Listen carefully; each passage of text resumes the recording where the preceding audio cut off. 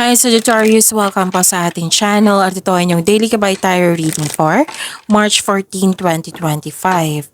Please be reminded kung naka-resonate kayo, comment down. Kung hindi kayo naka-resonate, ibigay niyo po sa iba kasi channel reading po ito. This is for you, Sagittarius, ngayong March 14, 2025.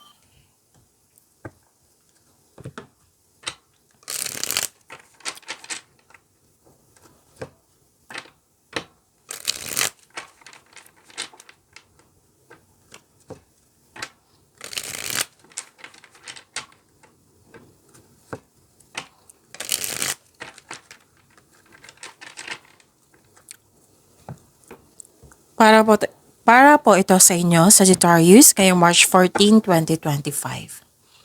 Maraming salamat po sa inyong patuloy na suporta at maraming salamat din po sa mga hindi nag-skip ng ads. Gamitin ang reading na ito bilang gabay lamang. Sa mga hindi pa nag-subscribe, subscribe na po kayo at click bell notification para malaman nyo na may bago tayong video. Para sa mga gusto magpa-reading po, may lumabas dyan sa screen nyo ngayon. Panoorin nyo po at sundin ang instruction. So sa mga nagtaka na parang may kumakain ako ngayon ng strepsils kasi kailangan po. Okay?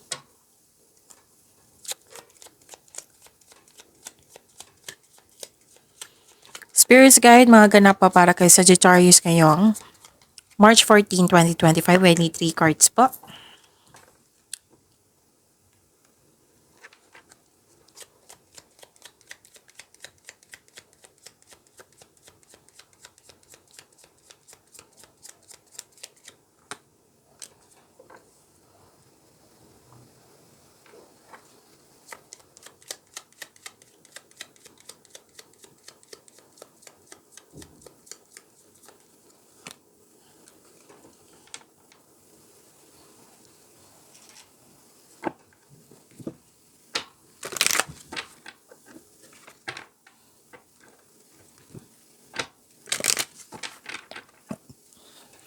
Spirits Guides, Angels, Archangels, Guardian Angels, message pa para kay Sagittarius ngayong March 14, 2025. I need 2 cards po.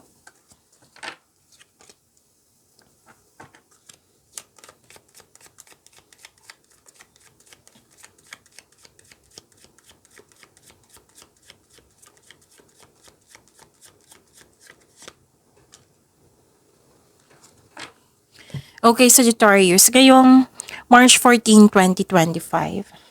Nakita ko dito na nagkaroon po ng, pwede nagbabasa kayo sa internet, sa libro, sa document, news, may nakuha kayong kaalaman or clarity. Nakikita ko rin dito na may nalaman kayong sekreto sa araw na ito. Sinamahan ka ng favorite person mo na patunayan niya sa iyo na very loyal siya sa iyo at very supportive.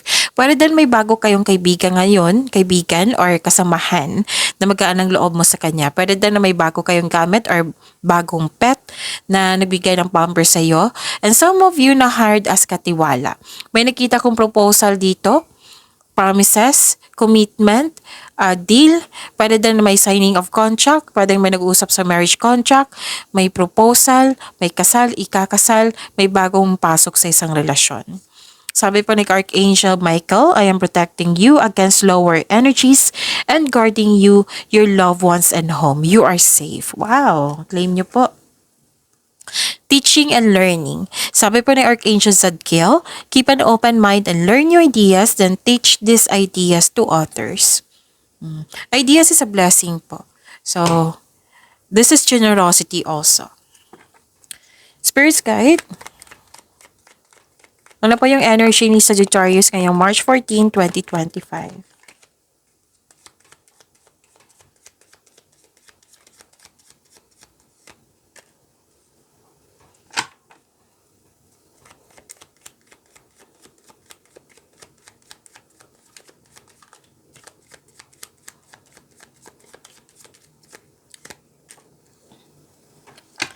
Kung may narinig kayo or may nakita kayong repeating message, meaning to say, pinupush ng cards nyo yan kasi ang ilan sa inyo hindi pa binigyan ng atensyon.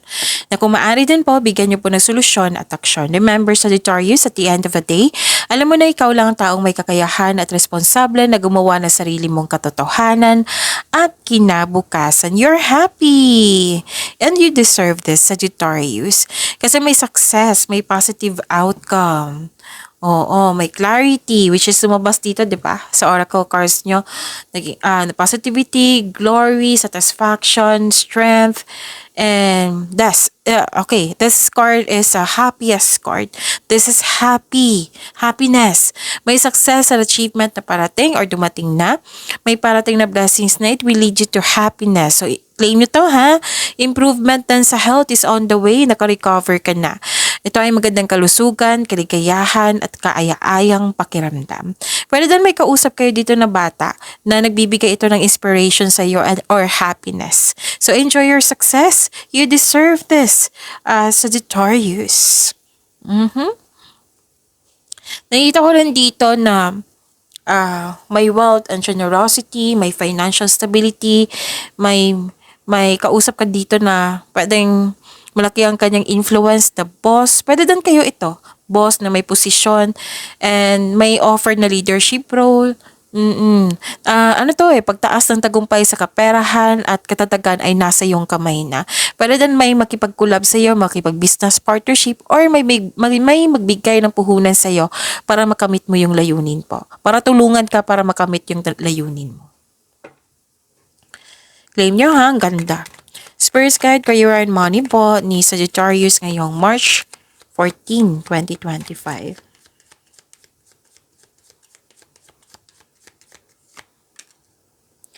And the clarification of this card po.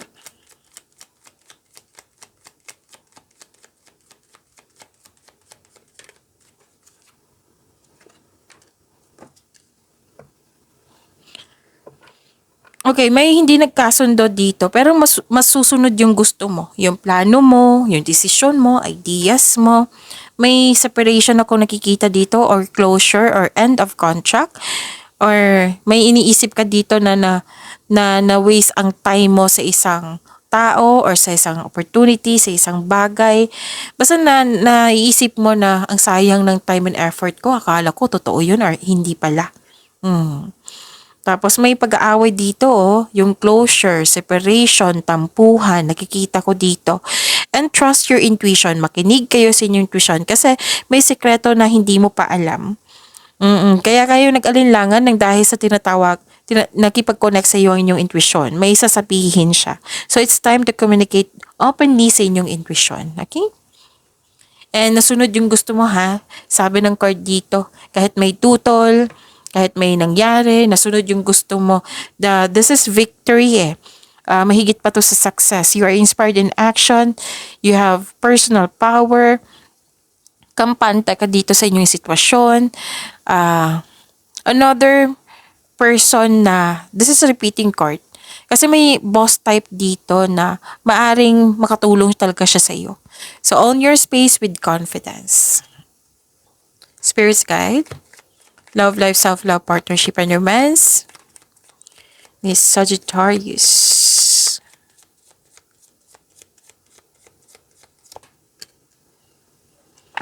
And the clarification of this card po. Maraming salamat po sa patuloy na tiwala sa suporta sa ating channel. At maraming salamat din po sa mga hindi nag-skip ng ads. Okay. Para sa mga single, hindi po kayo handang pumasok sa isang relasyon. Kasi trauma yung past love Hirap ka magtiwala ulit. So sabi ng card dito, mag-move on po daw kayo, mag-let go kayo sa worries at patawarin mo yung sarili mo. Para sa mga relasyon, sa buhay mag-asawa, hindi kayo naka-move on sa mga nangyari sa nakaraan. Pwedeng sa kahapon, the other day, or sa nakaraan.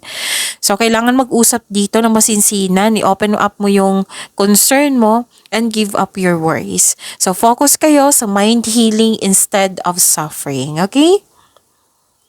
Nagpahinga ka dito. Nagnilay-nilay.